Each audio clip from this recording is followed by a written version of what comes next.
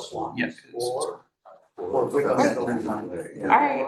Well, thank you everybody for coming. I am Brittany Bendix, the town planner. I have the privilege of introducing you to SB 79 tonight and somewhat of our dramatic pace in trying to address some development standards to meet the development when it happens. I'm joined tonight with my colleague Tom Ford, who will be going through the presentation that we have, and then Lauren French as well, who is assisting with the diagrams and the standards as we're trying to put something together. We also have Councilmember Whitmer and Planning Commission Lugar. All right, go ahead, Tom, take it away. Okay, thank you. Thanks for coming out tonight. So I'm just going to pick up where Brittany introduced, and we'll go forward. So let me just tell you about the things we put together to try to talk about to get some input from you guys on things we can be thinking about. You'll see that we've already been doing some thinking, and we kind of, there's some things you might give your opinion on. So I just want to go through the project schedule, what's driving this, why is this happening today, and what's going to happen between now and July 1st when SB 79 takes effect. Then we'll talk about, well, what is SB 79 in a nutshell. Talk about where does it apply in Atherton? What are the parcels that are affected? The development approach that we've been working on to try to develop a new chapter in Title 17, the zoning ordinance that would cover these parcels. The development approach, some design strategies. Once we're faced with this much density, it's a lot of density. So once we're faced with it, what can we do? We'll talk about some other development issues, and then I'll summarize and remind us what the next steps are getting from tonight to July 1st when SB 79 takes effect next. So here we are tonight. At the end of the month, we'll be going to the Planning Commission with a draft ordinance. We've been working on that, and hopefully we'll get some input from you folks tonight to help us fine tune that. Then we'll take the first reading to the council on February 18th. The second reading would go March 18th, and then that leaves HCD 3 months to review it, which they typically require. So that's why we're trying to get this to the council by March 18th rather than April 20th or whatever. And so that we can get it into HCD's hands, they can review it, and we'll be ready when July 1st comes around. If we weren't doing this, or if the council decides they're just not going to adopt it, or HCD rejects it, there would be no standards in place on July 1st. So someone could come into one of these SB 79 parcels and do whatever they want, including there's no setback standards, so they could build right on the property line. There's only the height standard that's in the law and an FAR standard that's in the law. So if the council approves it and does the second reading 30 days thereafter, is it essentially in effect for anything that's submitted to us, or does anybody who submits a plan prior to HCD doing it, which one takes effect? Well, so long as it's after July 1st, and if HCD doesn't approve, then after July 1st, SB 79. No, I understand that, but if the council approves it and submits it and it comes back and says that's okay from HCD, but somebody submits like the day after the second reading is approved by the council. They wouldn't be able to submit the day after or on February 19th because you wouldn't be able to submit until July 1st. Oh, they can't. Okay, got it. Right, there wouldn't be any sort of. Okay. The law doesn't take effect until July 1st of this year. Okay, all right, no problem. Thank you. Next. So what is SB 79? It was signed in October into law. And it's a long law, but basically the gist of it for our benefit, for our purposes tonight, within 1/4 mile of the Menlo Park train station, the town has to allow on residential parcels building heights of up to 75 feet.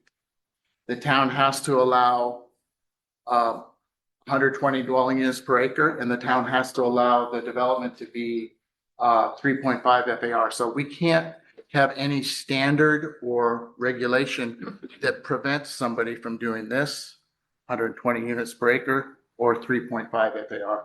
We can assign these as our maximums, but we can't go less than them.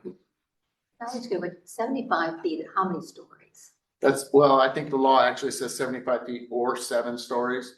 Or 75 7 feet. stories? 75 feet, we're using 9-foot floor to floor, Mhm. but so you kind of think, so 75 feet is probably at least 7 stories.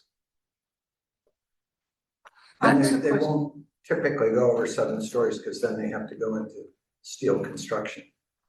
There's nothing in the law about. Well, I know, but I'm just saying that It's a cost factor, that's correct? a cost factor. You had said per acre. What if the parcels, mine in particular, is less than, I'm a third of an acre. Are you on Times Victoria? seven. I'm on Gresham. Right behind the bus stop. Okay, so I don't think your parcel is affected as far as like it being there. It being affected by SB 79, but you'll see a little bit later in the presentation, we decided to try to write the regulations for parcels that are larger than 1/2 acre and parcels that are less, because you'll see that we're looking at one parcel that's a third of an acre, and to try to do the same standard setbacks and such that a larger 1 acre parcel has is really hard. It So is. You'll see that. But if Samtrans and MTC make bus traffic up and down certain specific roads like El Camino, and they become with regular 15-minute intervals and they're standard, then SB 79 will impact those parcels as well. And We of have to course, wait that and see. hasn't had that happen yet, but if it does. We'll be here. well, We'll be here and just- ready to step in, people but just right have to know that that's, it's not just the few parcels that's there and I'm not involved, So but all of them. other people may be. So it's not just a distance issue from Caltrain. It is right now, Right Today now. it is. but But BRT the buses have to be standard 15-minute intervals and they have to be running on a regular basis. Then those bus stops become, the 1/4 mile as well. I see. Wait, how often are they going now, Bill? So You don't go a half hour, 45 minutes, they're not standard, they're not not standard. far away. And it's not dedicated. There's not a bus. Yeah, lane. Samsung does it, well, yeah, no one uses it. Okay. Okay, You know, so we're just gonna show you what we did for the law as it's affecting July 1st. Actually, let me just jump in, because I can sense some concern about the bus stop. Right now, we are trying to meet the deadline of the effective date. And that puts us in a very short timeframe. This is not the cadence at which we would want to do this, work on this with the community. If the bus stops were to transition to a dedicated lane, we would have some advance warning of that, much greater than just 6 months. Once it becomes a dedicated lane, that dedicated lane might still be at 20 and 30-minute intervals, not quite the 15 that makes it eligible for SB 79. So kind of the trigger to start thinking about that would be when it becomes a dedicated lane, not necessarily waiting for the time change to happen, because that could happen in a day. And then we're stuck trying to catch up with something that's already happened. So, BRT is also tier 2. yeah. So if you were to open up the law and look at it, there are several stages of how this is applied. We are only focused on 1 out of maybe 4 or 5, because the other 4 don't apply to us currently. So that's really the focus of the presentation that we're going to go into tonight. If you had questions relative to what triggers the half-mile radius, what a tier 2 is, we'd be more than happy to work on that with you, but that's just not the pressure point right now for us. Thank you. Brett, can I ask a quick question?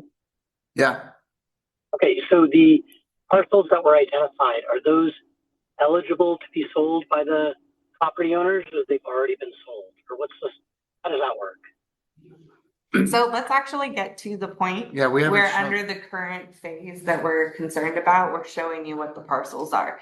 Tom has a few slides dedicated to that. He also has points to pause during his presentation and Okay, just check okay. in with the group and ask for questions. And so for those of you who asked earlier if it's gonna go all the way to 8, this might be more of an organized format to ensure that we keep a good pace.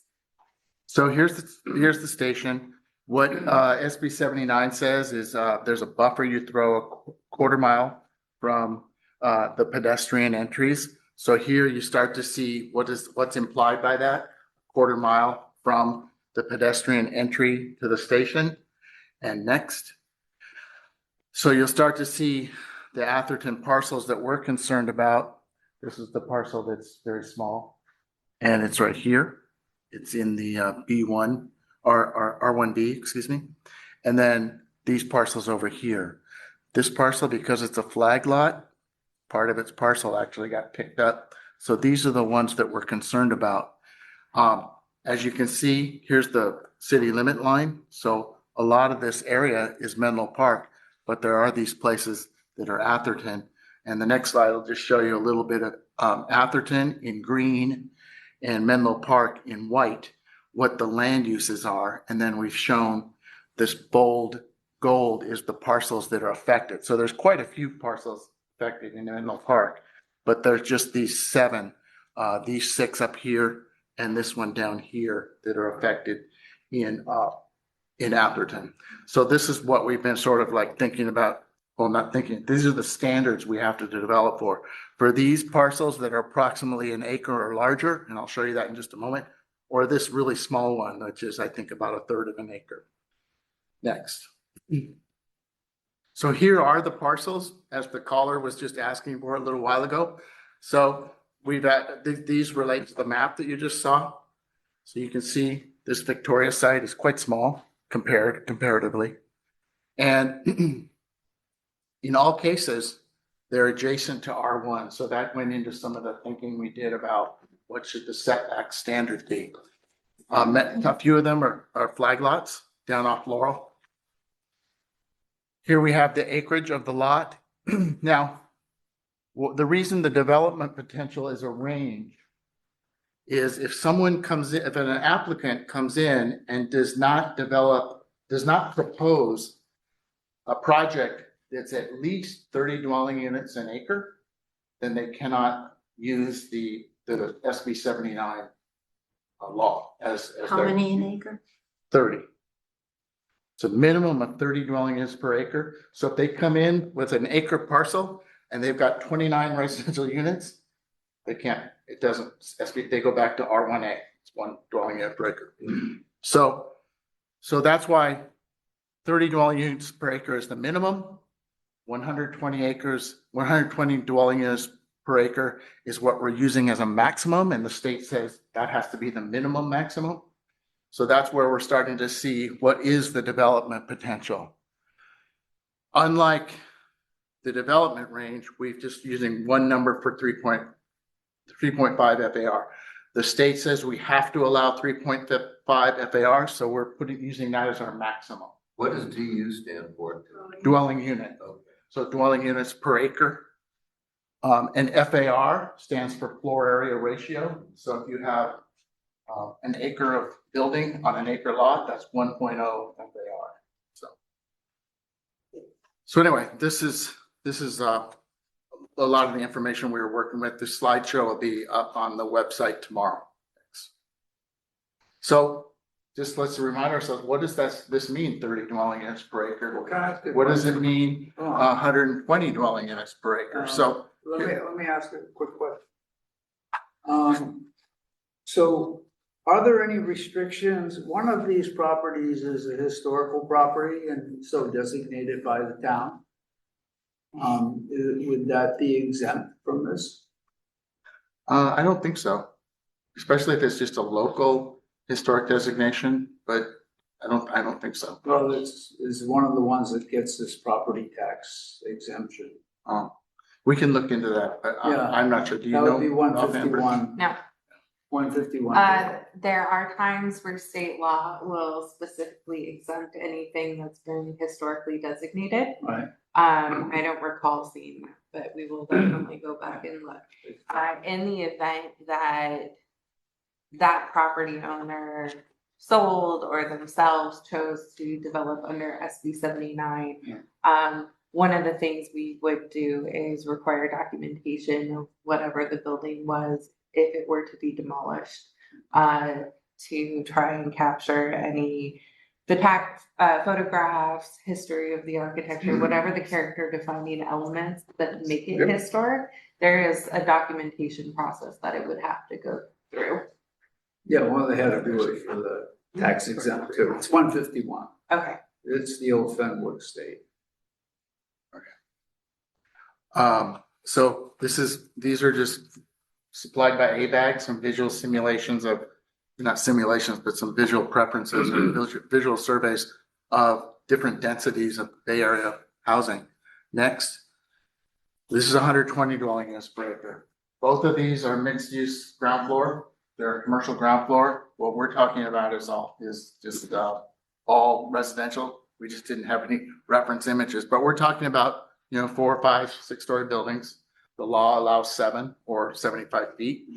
So this is the kind of development we're talking about. These are very orthogonal lots. Which are easier to develop on. So they were able to achieve this If the kind town of. changed their policy, we could put commercial things on the first floor then. Is that right? I don't think so. Why not? Why, I mean, I know the town doesn't allow that, but we could change it, couldn't we? Oh, well, yeah, you can make lots of. So if the town decided Mixed use is okay. that the first floor of retail would give income to the town to do something, that if they decided they could do it, right? Well, it'd have to go through a process. They have to change the general plan. Yeah, you'd have to change the general plan. You'd have to do some environmental Sure, analysis, yeah. because suddenly you're having a commercial land use there. It's generally a residential neighborhood, except for El Camino Real. That's what But, I'm more interested in community. Yeah, I don't think that we could make that change within the time frame we're dealing with right now. Sorry, yeah. But It's a it red could herring. certainly be put forward to the planning commission and the council to get feedback on, continue as a discussion with the public. As a direction they'd like us to move forward with after we kind of meet our target objective of getting something adopted before July 1st. Thanks. Okay, so I think I don't know if I mentioned earlier, what we started with was the only multifamily zoning that the town currently has, and that's the RM 40 that came out of the housing element. So it's a zoning designation that presently is only assigned to 3 different sites on the Menlo College site property. There's 3 sites there that have been identified as being able to develop at RM 40. So we just opened that as a way to start. And we looked at what are the setbacks in RM 40? Well, they're 40 feet. That's not why it's called 40. It's called 40 because it's 40 dwelling units per acre. But so we just took some of the standards from the RM 40 designation and put it on, and we're using 110 Glenwood because it's a nice square orthogonal parcel. So it was easier for us to draw some of these models that you'll see soon. So it's a 1 acre parcel. And we're using the 40 feet setbacks next. So here's the height limit, 75 feet, put that in there. So all of the development in this scenario would have to fit in this little zone here up to 75 feet next. So when you put the minimum FAR, it doesn't fit. You can see that if we really want to stage at 75 feet and no higher, then we can't. We need 90 feet to get the mandatory FAR of 3.5 to fit with these setbacks. It just doesn't work. So, okay, so clearly we can't use the RM 40 setbacks. There's a lot of discussion when the housing element was adopted about some of these standards like setbacks, adjacencies and such. Next. It's even more critical on the Victoria site. You start carving out 40 feet, 40 feet, 40 feet, 40 feet, and you don't have anything left. So you can't really put a building there next. Even the 70, you can see it's an odd envelope. No one would ever be able to build that. So clearly we can't put in standards that are impossible to develop because it will just get kicked back to us. That's the kind of thing that HCD in their review would not accept, and they would send it back to us. So clearly we had to start thinking, what are some other choices next? Oh, so let's just stop right here, including, help me look and see if anybody raises their hand. Is everybody with me so far? Do you understand what we're trying to do here in terms of like looking at finding a way to get to a setback, trying to stay with that 75 limit and 75-foot limit, and staying with the 3.5 FAR?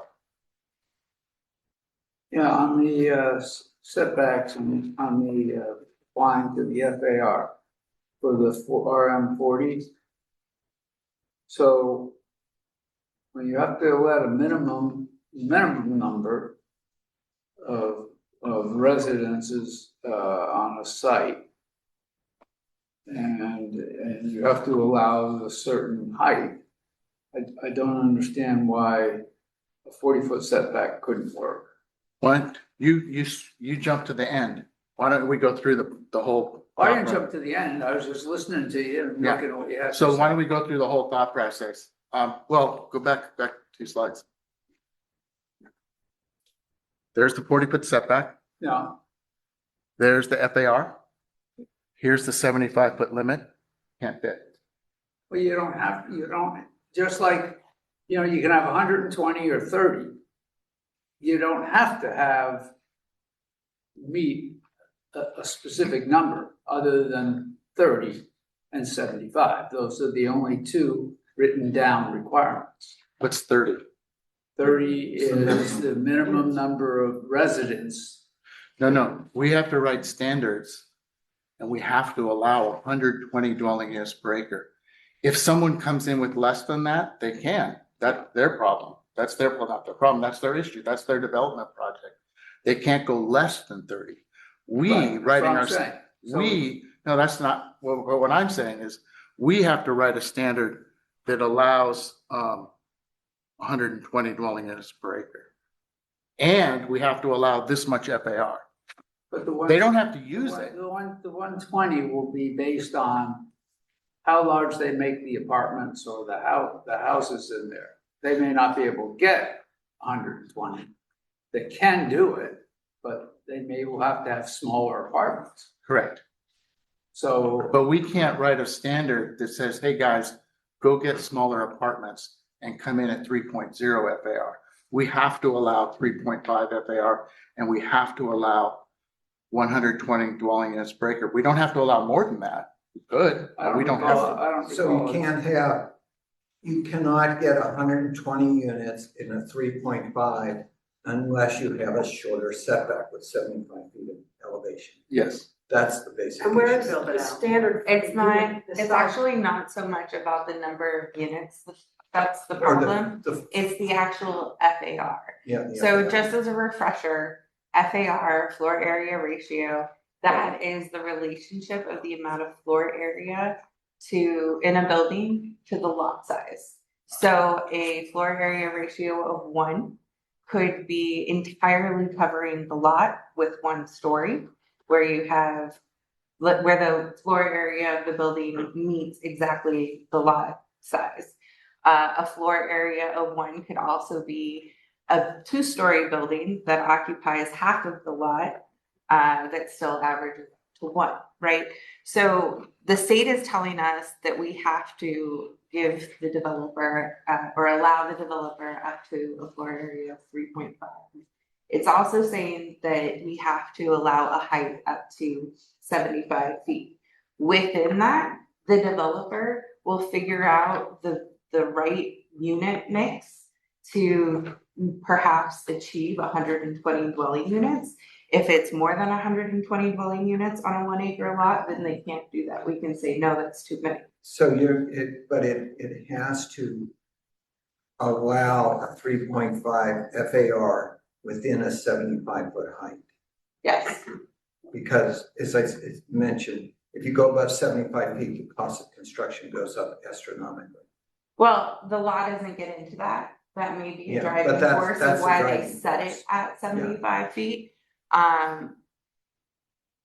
You know, we've been told that if the difference between 8 stories and 12 stories is also kind of an important grade in terms of the type of construction too. So we're not really getting into construction typology.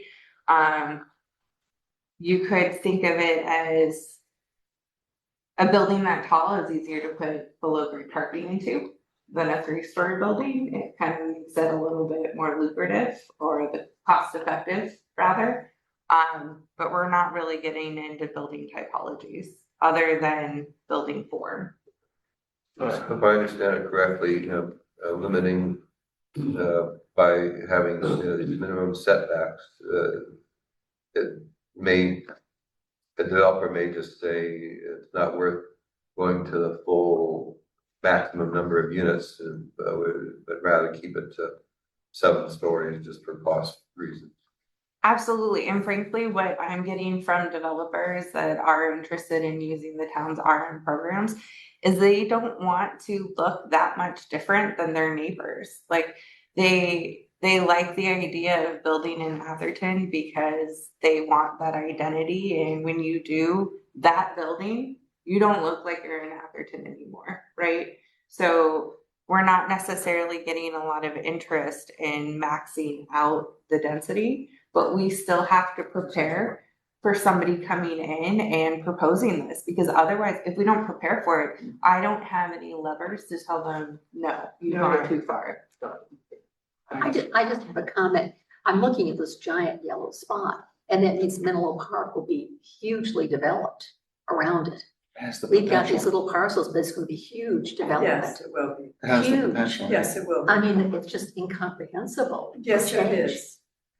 Wow, I don't know what Menlo Park is doing at this point. And I don't know whether We'd have to, where we know. The are we- state is just driving all of this. Wow.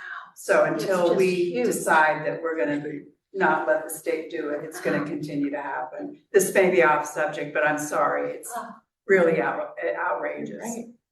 Yeah. It's outrageous, because they're gonna take all of our property, they're coming after everything. And we're just going along and building all this stuff the way they tell us to build it and how we're gonna live. Sorry, I'm really angry about it. I agree with you, but Yeah, at the same it's time, at ridiculous. the same time, all throughout this whole housing thing, when we've had 200 people in here complaining to us, why are you doing this, et cetera, we say, we can't do anything, it's a state law, and the only way to change it is to vote those people I out. totally agree with you. And when you look at the totally agree. last election, our 2 representatives in the legislature got over 90% vote. I So understand. people didn't vote them out, that just says that they wanna keep going. I understand, and they'll keep taking it, keep telling us what to do, and until there's checks and balances, there will be no lack of request for more money, more money, more money, and telling us how we're gonna live. That's it, so I'll be quiet now, and we can figure out how we're gonna arrange these boxes.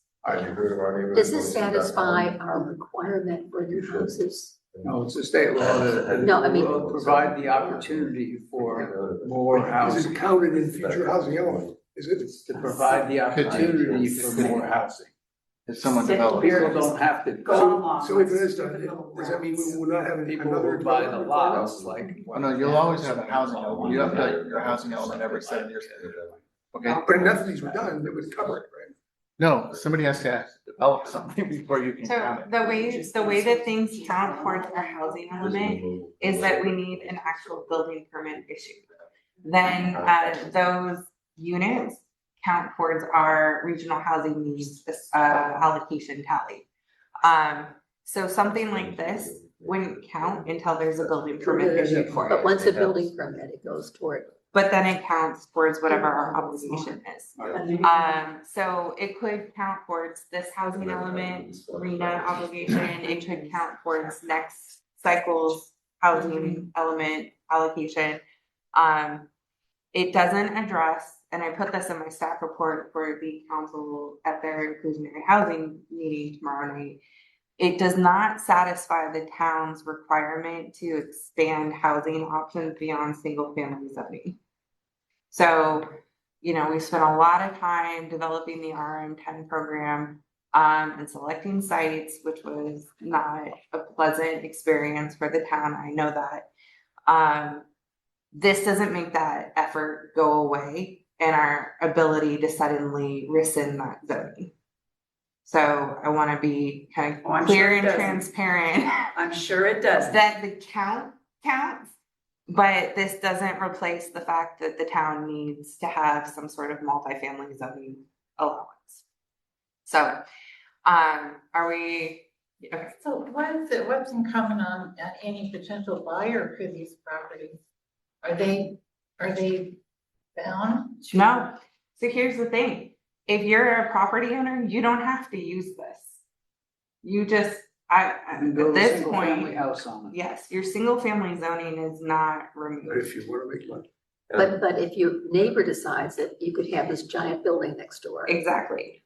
Is it possible that the town could take one of these parcels that been so identified and say, you know, we want to relocate the obligation for this parcel to another parcel in town somewhere? Yes. And so The town decided, That was- decided not to do that that. came up at a December 3rd study session council where this was first presented to the city council. That effort looks like going back through the housing element process. Because then you have to figure out what the new sites are, that you wanna take all of the density that's allowed under this law and move it somewhere else. Right. And then you have to go through the CEQA process, which is a 6-month to year-long process to address all of the heightened density on those properties. So it would be asking the town to weather that experience again. And the council, I think it was only 4 members that were there, you had to recuse yourself. Yeah, the council members that were there decided that they didn't wanna do that. That they would at least wait until we get into the mid-cycle portion of this housing element to determine whether or not they needed to make any shifts. So, kind of getting back on track to the standards that we're looking at. What we're required to do doesn't necessarily fit with the most permissive density that we have in town right now, which is the RM40 program. Go ahead, Tom. Okay, so let's carry into the next section. So if you remember, I showed this slide, using those 40-foot setbacks, we cannot fit the amount of FAR that we're required to allow if we want to stay with the 75-foot height limit, and I think we do. So next, so we started thinking, well, what do we do differently? Maybe we can start playing with some of these setback dimensions and we can start to get something else to fit. So we did a couple on this 1 acre orthogonal parcel. We looked at a couple of scenarios. Scenario 1, we're calling the minimal frontage, if you will. It's taking the street setbacks, and this is a corner parcel. Laurel and Glenwood would have a 10-foot setback, and you would still be allowed to keep the 40 in the back. What does that do? Well, you can fit the FAR in 54 feet, which is approximately 6 stories, right? So that was one scenario, just looking at that. Next. The whole point of this law is to increase pedestrian access to the Menlo Park station. So clearly pedestrian activity along streets, especially since some of our streets don't have sidewalks, or many of our streets don't. In Menlo Park, they do. But we have to start thinking about that front setback. What has to happen there? So we're assuming that there's a minimum of 8-foot minimum sidewalk. Every now and then you put down a tree and you put down a street lamp. 2 components of pedestrian activity that are really important. And it has to fit in a 15-foot setback.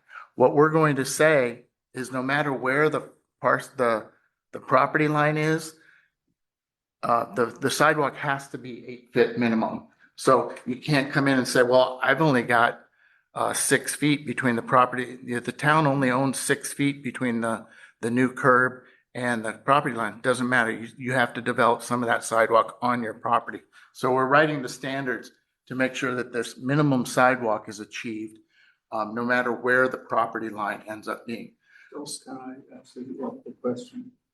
So 110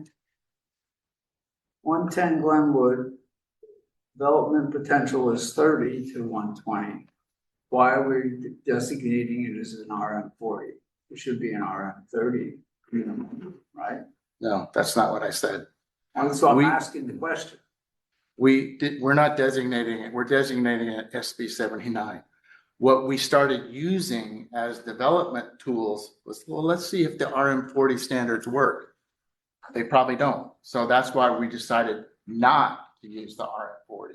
Yeah, because the RM 40 should apply to Menlo College. It Because still that's what does. we're having Correct. Yeah, 40. it's just a starting point. We It's just- already familiar to the town.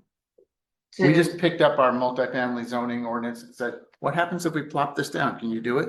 Probably not. It won't, you can't fit the FAR that they, and the height. Yes, Okay, sir. Thank you. Clarification, does the law require the sidewalk? No, The town is, but we will. Well, And the whole point of the law, well, because we have to give access to the station. That's the whole point of allowing the density. Would you want this much density and then everybody's in a car? So we have to, the whole point of the law is to, I understand the point of the law. Personally, I don't want the development. And Oh, I- if it means we can deter development by not having sidewalks, that's just fine by me. Not having sidewalks and leaving it up to each individual developer to decide what they want to do will create a hodgepodge of street improvements because the developer will put in the sidewalk.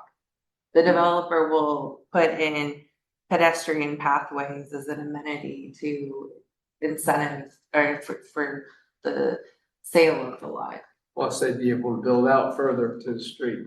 And so if we don't have streetscape standards to apply, then they can do whatever they want and we don't have any leverage to say no.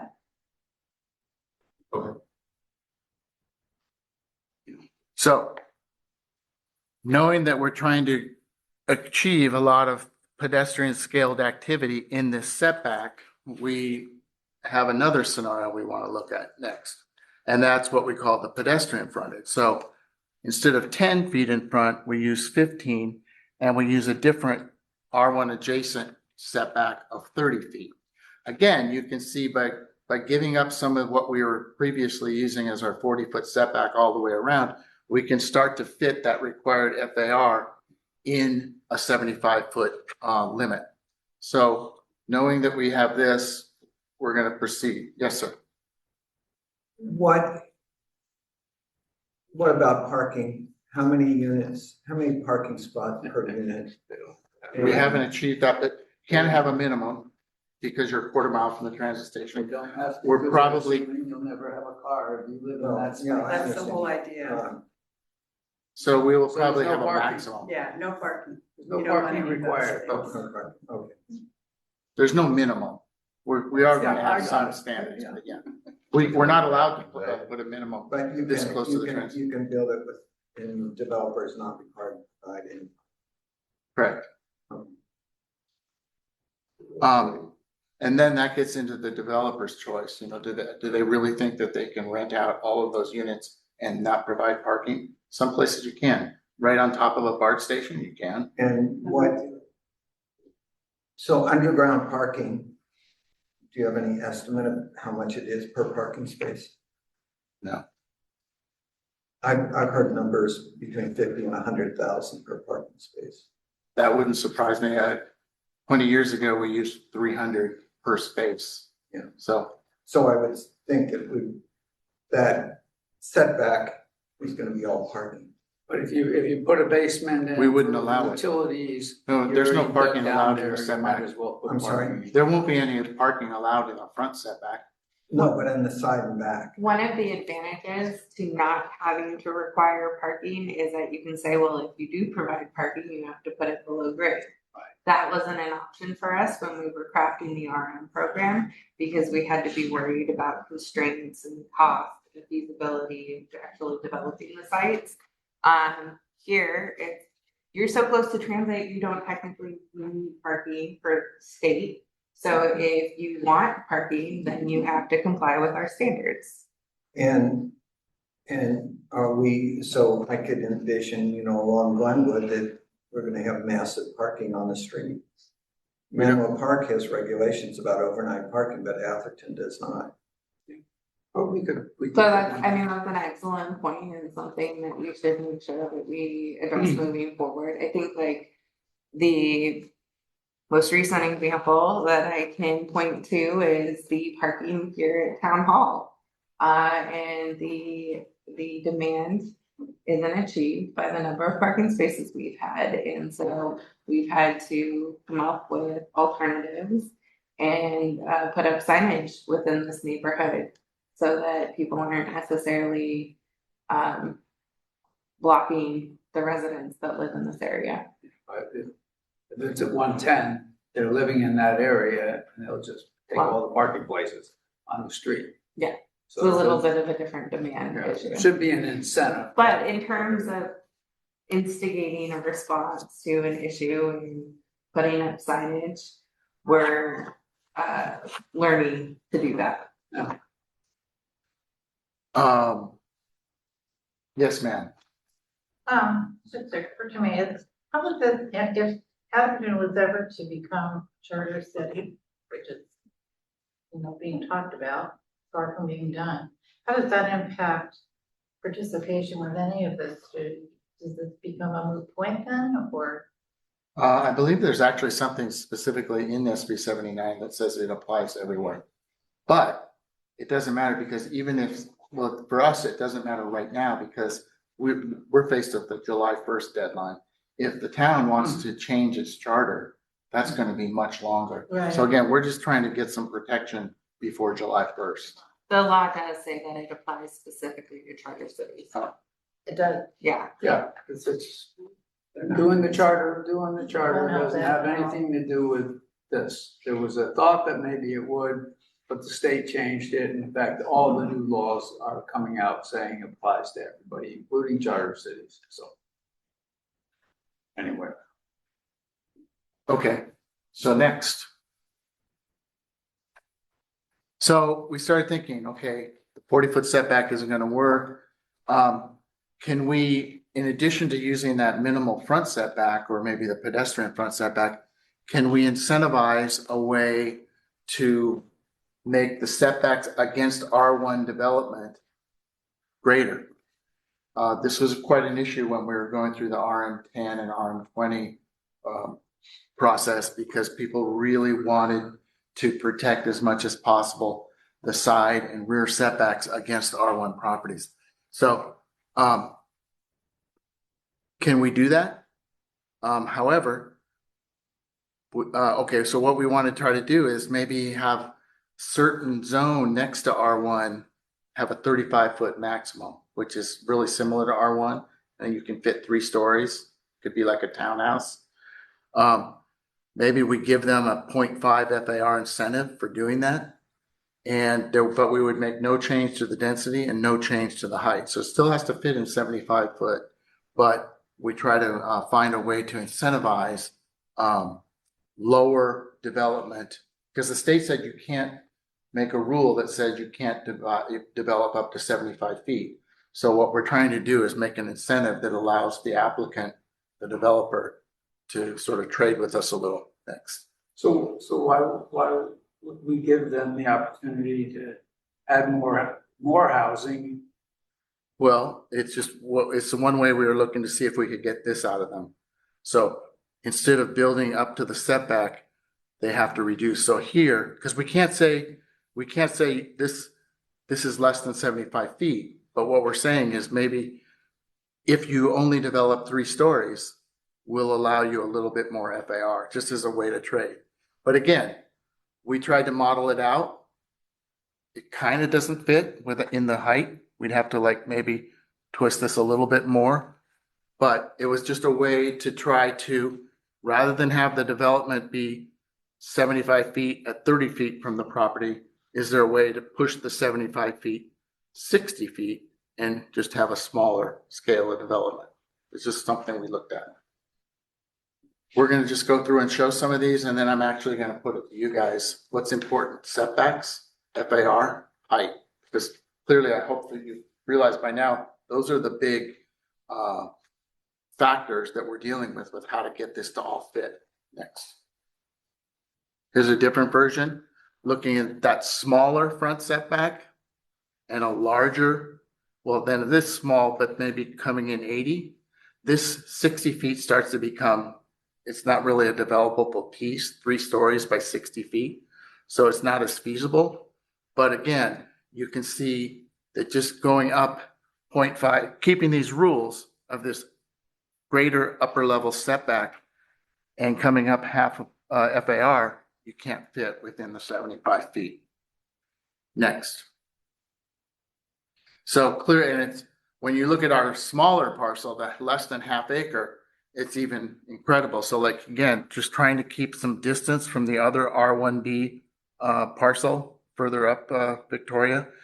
You're clearly out right there. Here's El Camino Real, and it doesn't fit either. So it's not a great solution for here. So go to the next one. Here's looking at the 15-foot setback and 40 still, or 30 here against the R1B. Next. So the setbacks are to do whatever protection we can for the neighbors, right? That was the whole thing with when we were looking at the overlays. And so adding height doesn't do that. Adding additional height, which is what you're proposing here, doesn't protect the neighbors. It actually makes it worse. More people peering down into your backyard. So that's the feedback we need. If the desire is to reduce the height across the site as much as possible, then that means we're not gonna have gracious setbacks. And so the building wall Right. on the next property, if you happen to be the R1A neighbor that's next to this, is gonna be a lot closer than you would otherwise expect. And so it's this push and pull. Yeah, I And got it. the best feedback we can get from the community right now is how to prioritize those things. And we're not proposing greater height. We're just saying, if we were to really implement this 0.5 FAR incentive, can you fit? And in this case, actually with these setbacks, you can fit. This is, if you think of a 10-foot setback on El Camino Real, that's pretty close to this traffic. But so what we're showing, go back one. Go back one. What we're showing, we're not saying, oh, Cliff, we got to go up to 81 feet. We're just saying you can't fit the FAR in 75 feet. So that's all we're saying. So we have to allow up to here, the dash line. And that much FAR with those setbacks is going to exceed the 75 feet by 6 feet. So it will, I'm not saying, so let's do that. I'm just saying, what's the implication? Next.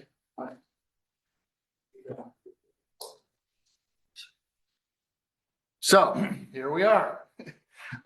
So what is more, I want to stop and have a little discussion here. So what is more important? What should we really try to manipulate? Hold tight on the building height? Give up some of the setback, or do we want to try to get as much out of the setbacks as possible? And we're willing to give a little bit of FAR, or, where is this? So now that we've hopefully shown enough imagery to start this discussion, we want to hear from you. Where should we be working? Yes, sir.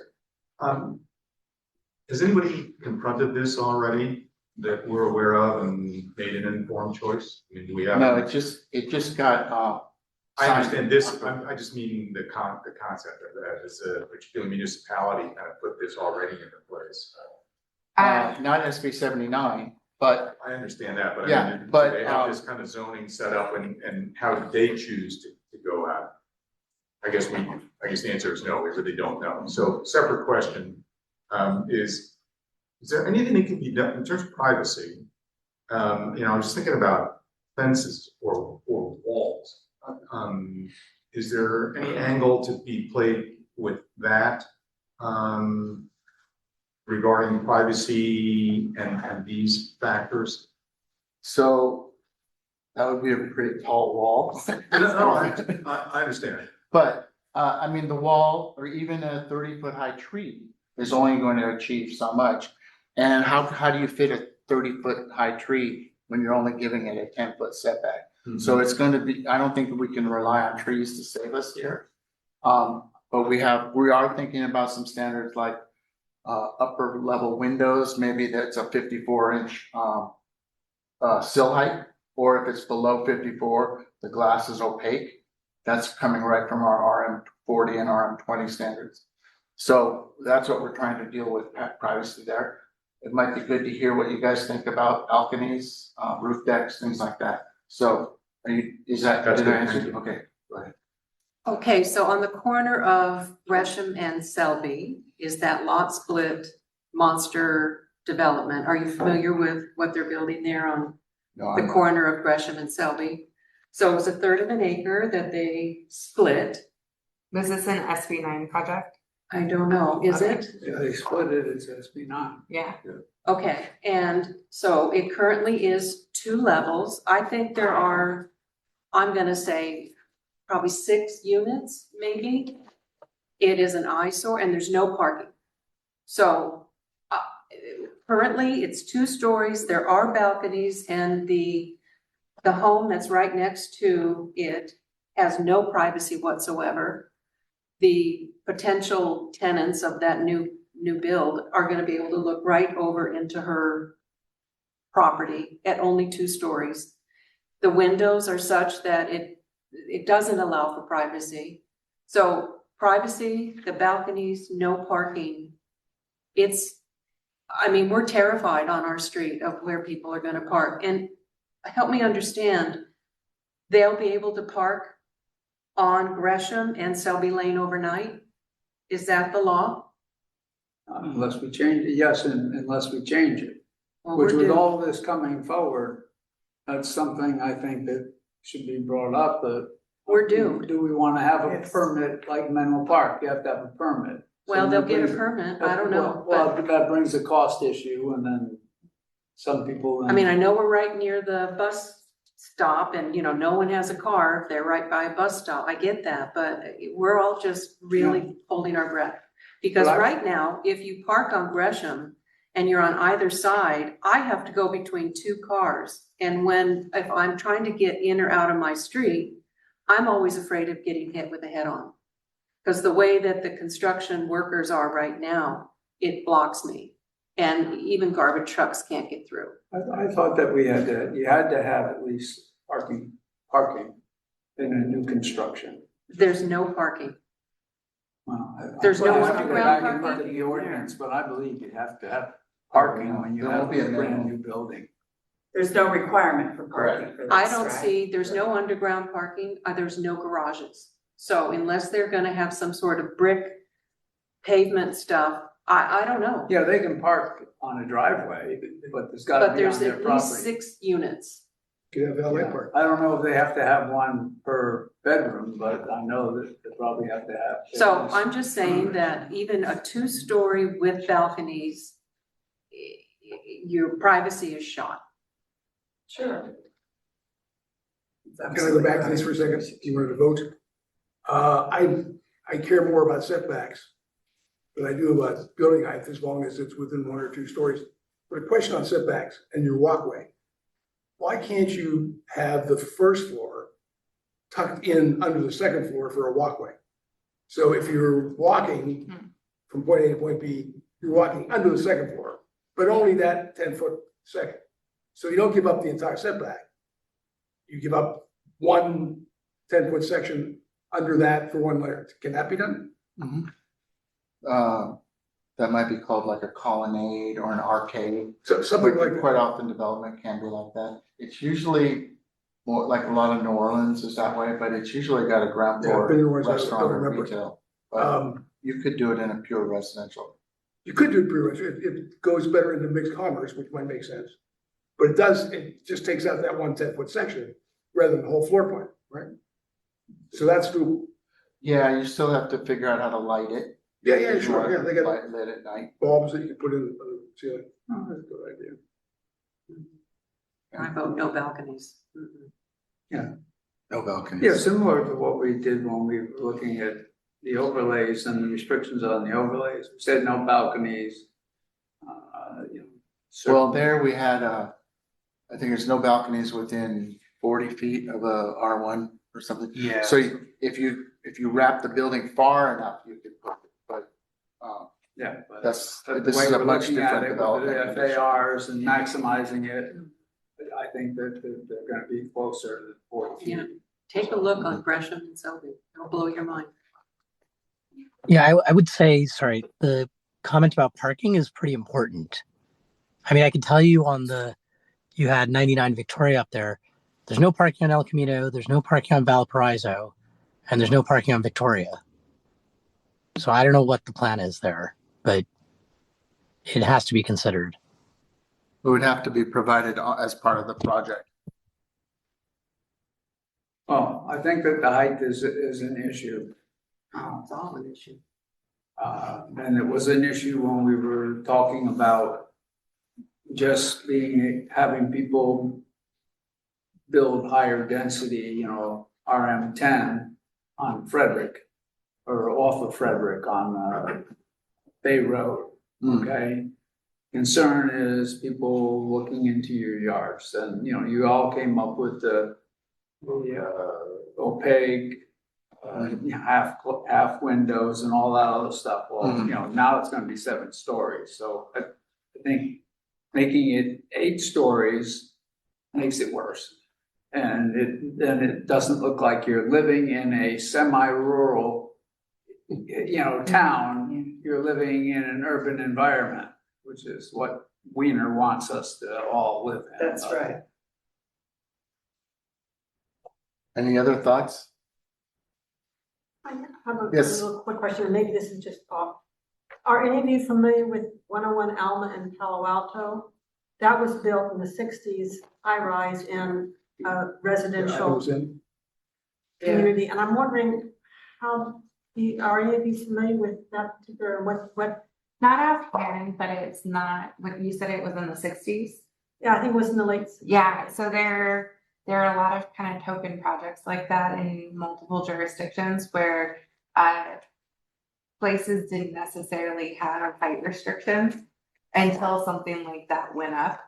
And then suddenly it became a big deal, and that's why you only see one of them in that Yeah, I was house. just wondering how they Except for the worked roof. around the neighbors. I mean, they're all looking into their. Well, and so they probably didn't, because there probably weren't standards at that point It's got a in the big sixties. setback. Planning does and have a zoning huge code. setback. Huge setback. Well, Yeah, huge setback. but just the Yes. planning and zoning code in the 60s was very And the clouds cover. rudimentary. But it does have a and- big setback, huh? Yes, there's Okay. a lot of space. Well, and there also wasn't a community process to Right, allow people to come out and at least say something. The question is, how's it working now? It seems to be working now, but only because it's so I can- remote. I think I can picture it in my head, and I feel like there's also quite a few You're a redwood long way trees away. that. Yeah. Yeah. How Yeah. things are working now that were built a while ago, people have changed, and so when they buy into something, they know what's there. Yeah, And they say, That's well, a I good point. understood that when I bought it, yeah. as opposed to, Surprise. you know, Yeah, this was built when I was living there, and this was my forever home, or whatever. This gentleman asked the question of, do we have standards in other jurisdictions that reflect the density that we're talking about? And the answer is yes. The challenge here isn't so much how do you create standards for a 120 dwelling unit per acre project site. The challenge is how do you do it when it's next to a single family home and not kind of destroy the fabric of the single family home community next to it. And so that's why we're so focused, and we kind of led with, well, what's the largest setback we could provide? And you see that drives the height, because we need you to see that before we come in and say, all right, 10-foot setbacks or 0 setbacks. It's gotta be a push and pull. And then if we're going to try and create standards that lure the developers into going with a lower height because of the 75-foot requirement, we have to give them an incentive to do that. And that's also a challenge. That's not gonna make people happy, because it usually means giving them more floor area or the ability to do more units. We're not talking about adding density here. We're only focused on floor area. There is a standard that the developer has to meet where they can't go over a certain maximum average floor area. That's Dwelling unit size. Dwelling unit size, sorry. That's a requirement on them. That's not a standard that we can set. And it's Every- not a standard we should design to, Correct. because we have to design to FAR and building height. Yeah, but with the minimum number of units that they, there's a minimum number of units and a maximum number of units, okay? Yes. All right? And so, if they can't make something work by having reasonable size units, then they're just gonna have to have fewer units, Correct. Right. okay? And so I don't think it's our obligation to make it so easy so that everybody can come in and do 100 units on a 1 acre lot, with having them 25 or 2,800 square feet or whatever, is gonna be required to make it, and say you can build it as high as you want. I just don't think that, especially since we're putting this into R1A areas, I just don't think that that's our obligation to just make it so everybody, all the developers can come in and get rich by doing all this stuff and then essentially destroying parts of our community. I agree. Right, so we're I not, think we need to say, if you can't make it work, then reduce the number of units that you put there. Yes, you could have small units, like they have, for example, when Menlo College built their most recent dorms that they had over there at the Agarala Center. They're very small rooms. They don't even have closets, okay? Because they had to squeeze it all in. And so it's very sparse. And yeah, you can build units that are sparse. But, maybe people won't live there. But the other requirement is they also have to have a certain amount of inclusionary stuff, 20%, whatever it's gonna be, which is what we've allocated other places. Okay, so it shouldn't be a Taj Mahal. And so I think we need to take the approach of the people that are living near there and say, the law says this, the law says that. Other than that, if you can't make it work, developer, then that's too bad. Is this discussed tomorrow as well at the town council meeting? No. This is not. Bryant just had a question about. That was well said, thank you. Can we address the 1,700, the average unit size? So SB 79 says that when you take all of the units and add them up, the average square footage cannot exceed 17, what is that number again, Bryant? 1750. So we're finding that that's fine. With this FAR, you don't have to exceed that. So we don't have to develop standards to that. We don't have to develop like minimum unit sizes or maximum unit sizes. All we have to do is ensure that we're meeting the state requirement for FAR. Then it's up to the developer to figure out how they're going to do their development mix and not exceed that average unit size. So I don't see why we need to incent them to do something. I realize we need. No, we're trying to incentivize them to get away from to back away from the R1. But I think what I'm hearing you is find a different way to do it, because giving them more FAR just gives them more square footage, even if we are going to cap it at 75 feet. Yeah, I know that we have a need to have a certain number, in addition to building the units, we have to have a certain number of low income rentals or purchases. So that's, that's one of the purposes of all this. So yes, we need to have the people coming in here and living in there in the spaces, but we also have these ADUs that people are renting, things like that. But we just, we can't destroy a neighborhood. That's it's gonna be hard on those neighborhoods anyway, and the people living next door to it, but we can't. So We have to be sensitive. we're not actually, what we've shared with you tonight is not driven by accommodating a specific unit size or a specific number of units at a certain affordability.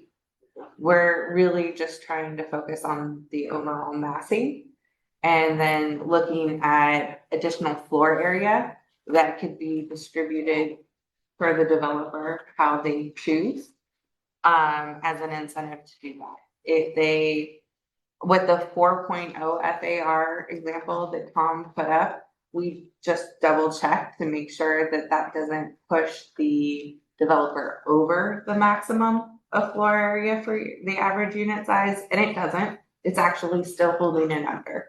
So we haven't given away even up to the maximum yet with the 4.0. So let me, Bryant, would you like to make a comment?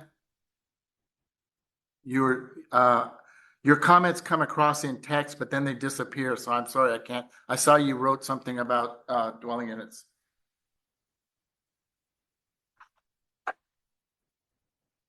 Is it muted?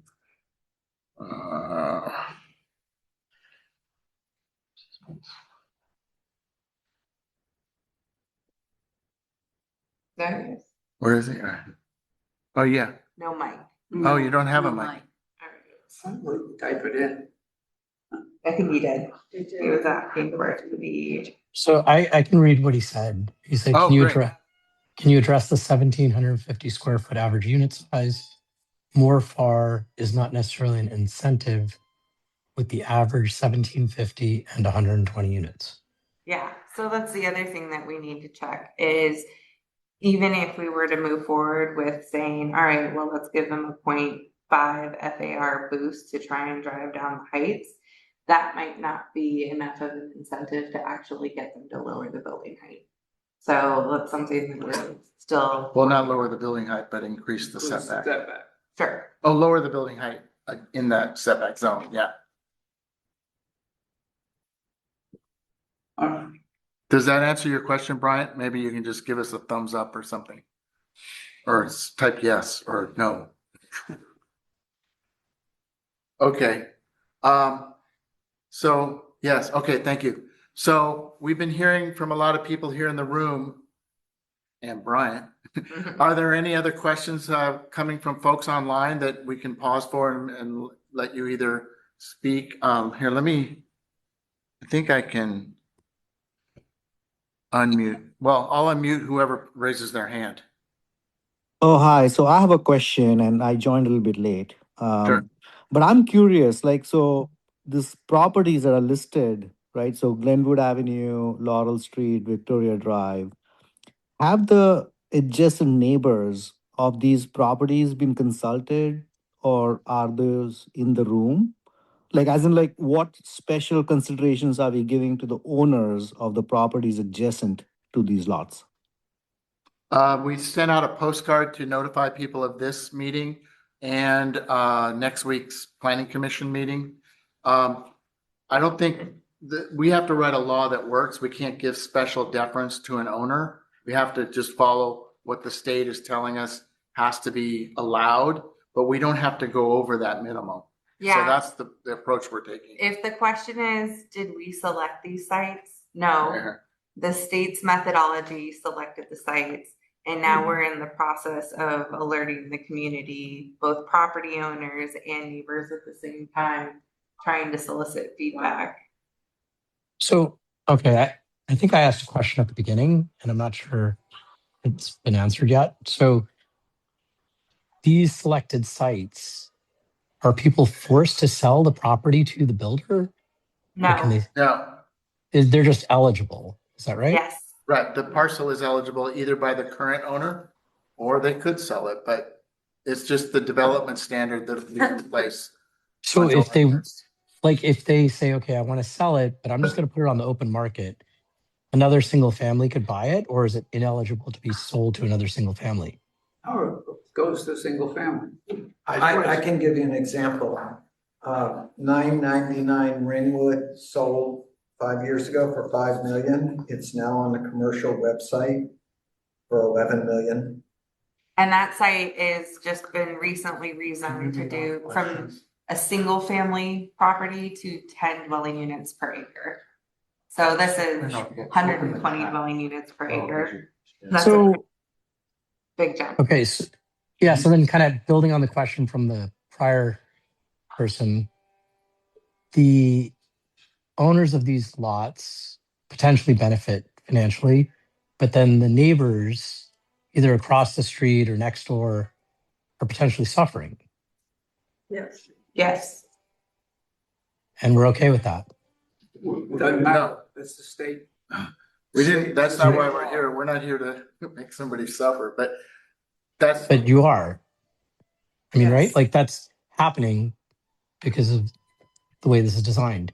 Like, why couldn't the neighbor apply for the same kind of permitting? Because you're not allowing it, but they're being adversely impacted.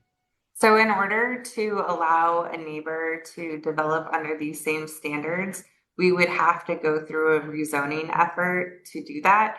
And that's a 1.5, 2-year process. So But it's literally an it's not identical lot to it's not the completely lots. ruled out. There would need to be some interest expressed and the council direction to staff in order to pursue that. But in this moment, we are responding to something that has been mandated by the state and is going to become active in 6 months. And we are trying to create some level of awareness and transparency in these standards that the town is going to adopt to best address that in the moment. So the So, law, no, the SB 79 requires that you have a plan, but not necessarily executing on the plan, meaning you can't No. force somebody to sell, right? No, And you it can't doesn't force a require- builder to build. It does not require that we have a plan. SB 79 is the plan.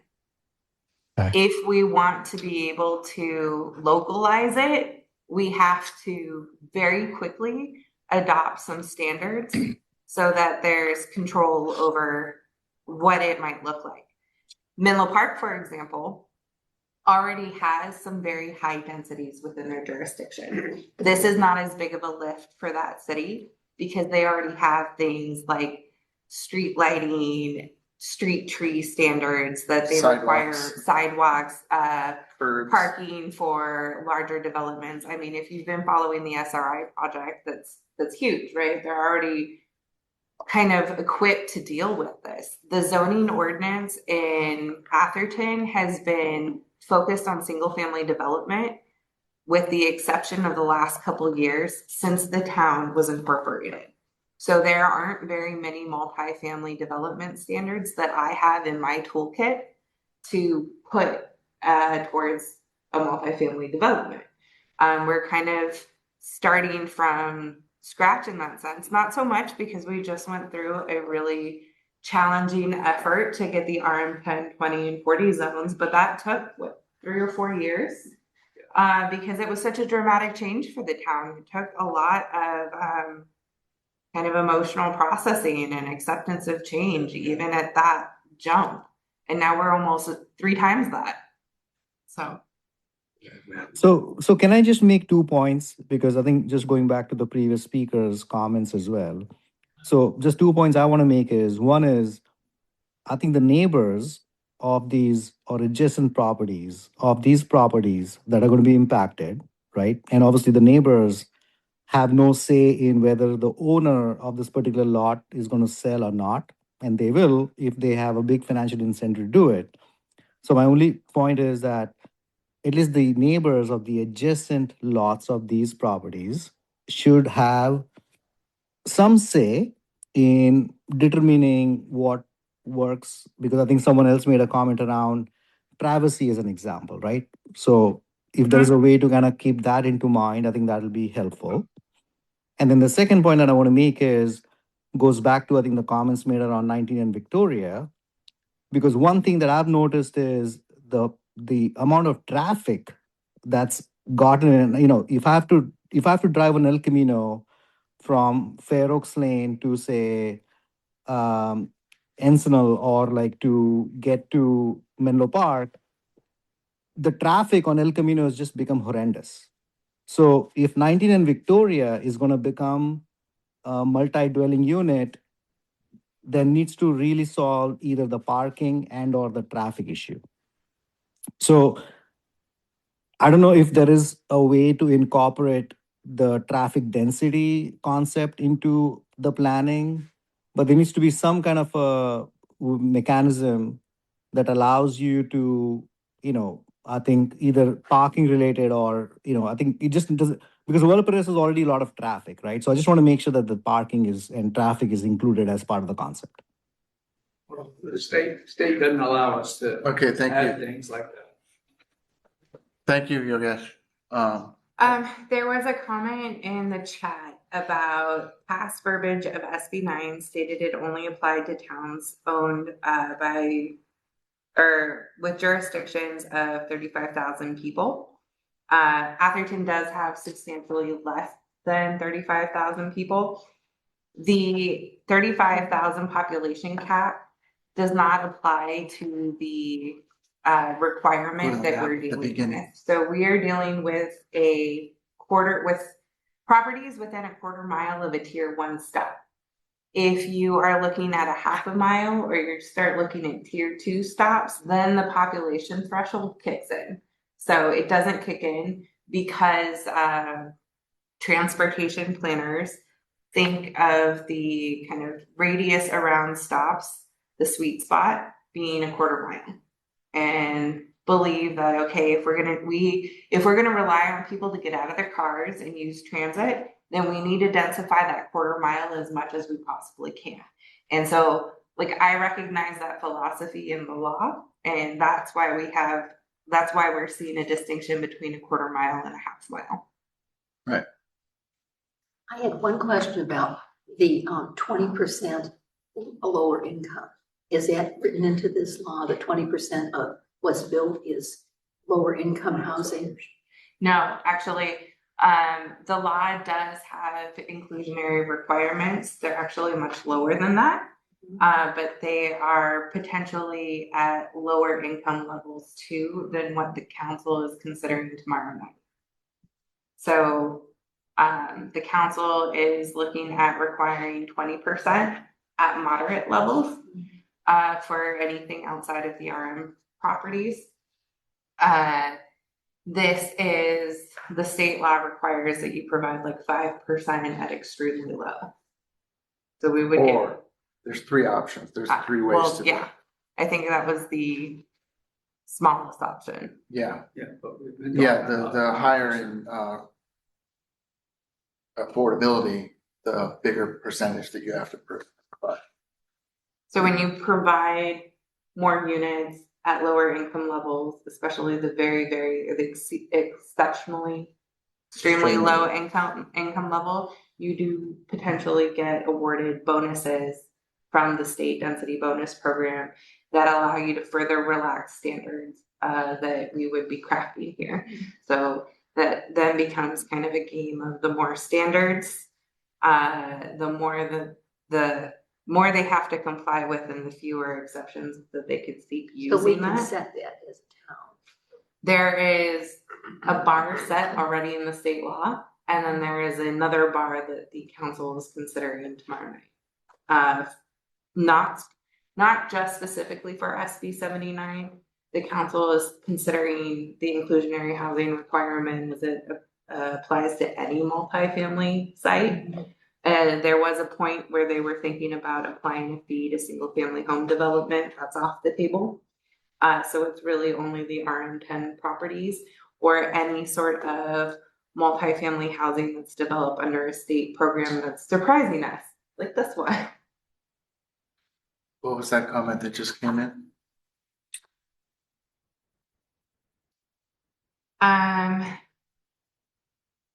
The one is, the way I read the law is the 1.5 mile from Caltrain only applies to town with a population over 35,000. We've had this vetted by our city attorney. We feel pretty confident that it is applicable.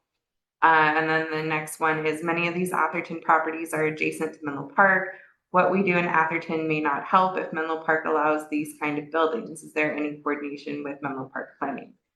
Not at the moment, but that is something that we will be doing. I don't necessarily anticipate Menlo Park standards dictating Atherton's. So Tom, Lauren, and I are with a consulting group. The town has a consulting group that operates their entire planning division. We work in a number of jurisdictions throughout the peninsula, the North Bay, the South Bay. This is the only jurisdiction that I know that's moving forward with any sort of SB 79 response. We have been approached by other jurisdictions. We do work closely occasionally with Menlo Park. We haven't been talking to them in that regard yet, but we do have other jurisdictions. I think Campbell is one of them that's interested in doing some sort of SB 79 process. Frankly, the town's council members, city manager, and myself have been watching SB 79 very closely. As soon as it was passed by the governor, we took a moment to kind of digest what the law was. It does take a minute to get the actual adopted legislation updated correctly on the website. The council met in early December. We were directed to initiate this over the holidays. We spent a lot of our holiday working on this. So we are moving forward kind of at lightning speed here, trying to get this issue addressed. I guess the comment is Menlo Park is going to be a huge impact on Atherton. Yes. And what can we do? Is there anything we can do with that? I mean, it's going to be a huge impact. We're talking about these little pieces of property here, but look at what's going to happen in Menlo Park. Is there any dialogue? Can we have any dialogue with them? There's a lot to work with here. Looking at the sites, a lot of these sites are smaller than what Atherton is facing, which means that they're going to be probably more like 15 dwelling units to 40, which is actually more of the scale that you might see in San Francisco. They are also multifamily already. I think that one area on Laurel Street has a few duplexes and triplexes. So that's a little bit harder of a lift to get going in terms of finding developers that are interested. So the sites that are more lucrative are, can you go to the zoning screen?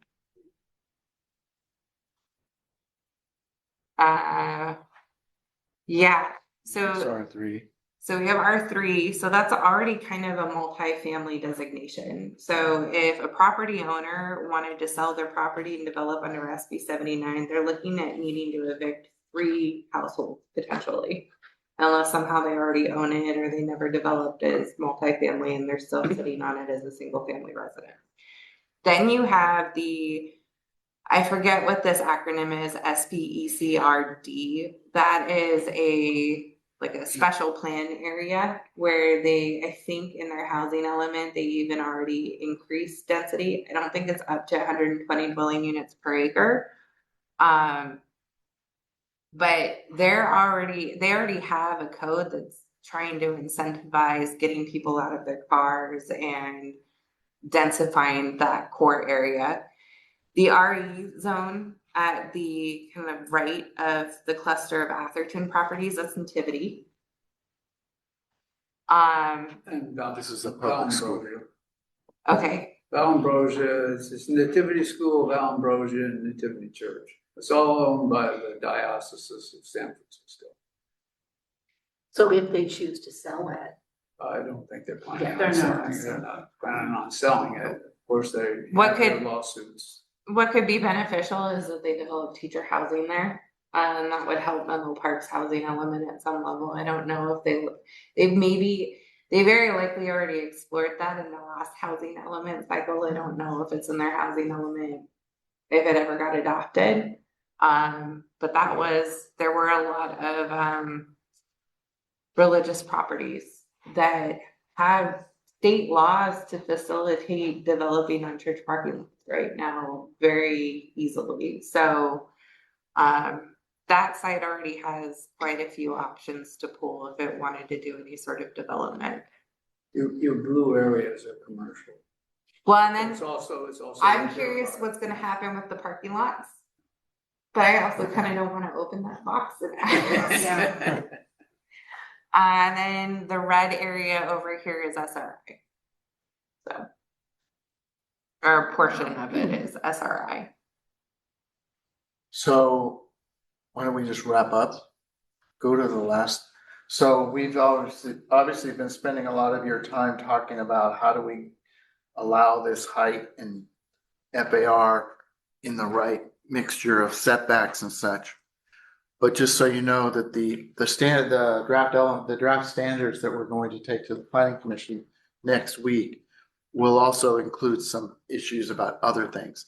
A lot of these we've already fleshed out in the RM40 standards, but they include things like trash service, trash and recycling trucks. How do they get in? How do they get out? Next.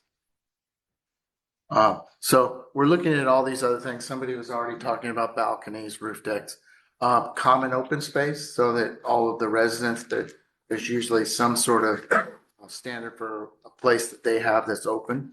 Landscape screening, really tough depending on what those setbacks are. We're also dealing with accessory structures and underground parking. What's the access? How does it impact the sidewalk? What's the visibility? As I said, trash and recycling, and then vehicle access. We talked about all of the parking is probably going to be underground, maybe not so much on Victoria, but like the guest parking, if they allow some guest parking, is that going to go underground or is that going to be on the surface? So we want to make sure that we protect those setbacks if we can, so that any surface parking, is it allowed to be, how far from the property line is it allowed? So these are just some other issues that we're dealing with. But like I said, we have a pretty good start with the RF40 standards. Let me show you the next slide. Oh, so again, just to remind you what the schedule is, why we're trying to get this done is because we want to have something in place on July 1st when the law takes effect.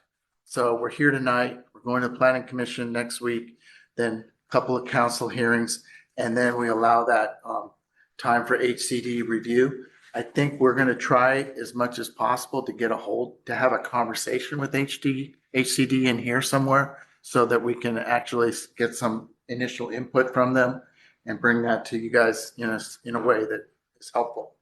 So this is kind of the schedule we're working on. So it's that schedule, not this one in the back that says February 18 twice. Yeah, it's February 18th and March 18th. March We 18th. caught the typo on one slide, not both. Man, how can you've done that? We're working fast. My lady jacket is flying off. It's good. All your stuff, sorry. All right, good job. Thank you. Thank you. I printed this before I went and corrected that. I'm sorry. That's okay. I just wanted to be sure. Yeah, because you have to allow a month between Yeah, their first reading. makes sense. 30 days. Was that fun? Good, you are. Good job. Thank you.